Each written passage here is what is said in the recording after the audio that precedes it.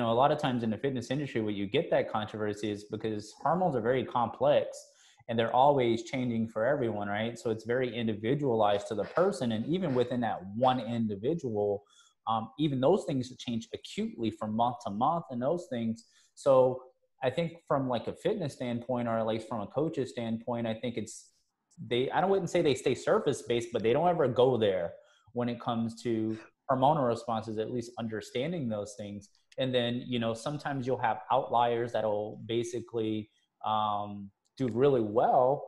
But what I always look at as a coach is like, what about the people that are having issues, or maybe they're just having, the quote unquote people that are not responding as well. I always want to dig deeper and ask why that happens. And like you said, well, that's great, because science gives us a platform for a tool to be able to have the opportunity to dig for those answers. And that's something that, I've always heavily looked at, is just hormonal responses from both, we always talk about thyroid function and making sure thyroid really regulates metabolism and you're optimizing that.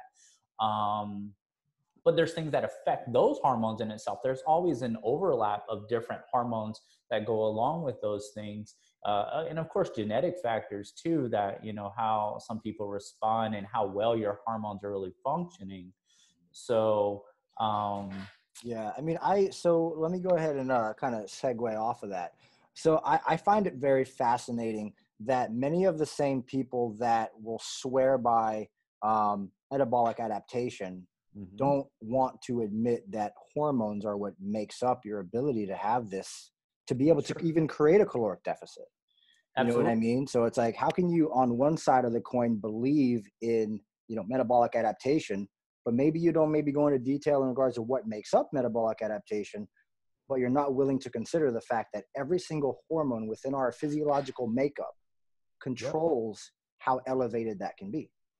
Yeah, I mean, absolutely. I think we explained this maybe a couple calls ago about like things like when we lose body fat, leptin, the hormone leptin is responsible in adipose tissue and body fat. So as we get leaner, you have less leptin. So therefore, that down regulates, people can develop, leptin resistance, especially when they're starting to have like some kind of response where they're just having a difficult time losing the weight or getting the body fat off. But you're right. You see that metabolic adaptation, that term itself is thrown around pretty loosely, but no one is asking the question, why? Like, what is causing the metabolic adaptation?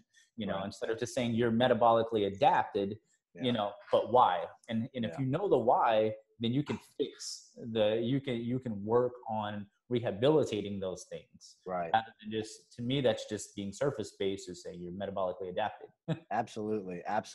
And I think that's part of the problem is that anybody can say that now, right? When we kind of started to say that back in 2013 or whenever it was, maybe 2012, sure. It's like what we started doing in 2012 is now so popular that it's like everybody's recycling the word.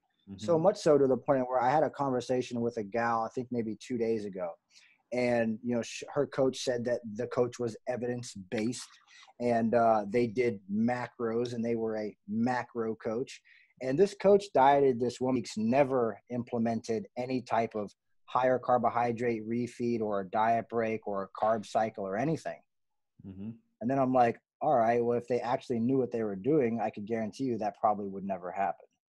Yeah. You know what I mean? So it's like the perception of what an evidence-based coach is or a macronutrient coach it's such a hazy space right now because so many people are coming in with this very surface level of education. And if they have really good marketing, they can attract the clients, but then they actually can't help the clients achieve the result because they don't fully understand what this all means. Sure. Absolutely. So let me ask you a question really quick, Gillis. If there were, and I know this might be super hard to answer, and I don't even know if there is. I'll try my best. To it, but I'm just gonna ask. If there was a couple of hormones that you feel like control our metabolism more than anything else, what do you think those things are? Probably your active and inactive thyroid hormones. Your thyroxine and triiothyroxine is your active and inactive, or T3, T4, what most people know the term as. Mm-hmm. That, and then of course TSH, looking at that, TSH is kind of like the thermometer, right? And it Right. based on the regulation of your body heat, and is how those hormones are produced. Right. So I think those two are probably your biggest, Mm-hmm. your biggest hormones. How do you feel estrogen and testosterone will play a role in metabolic rate? Sure, I think it differs for everybody, but 100% is more impacted along for women in terms of age.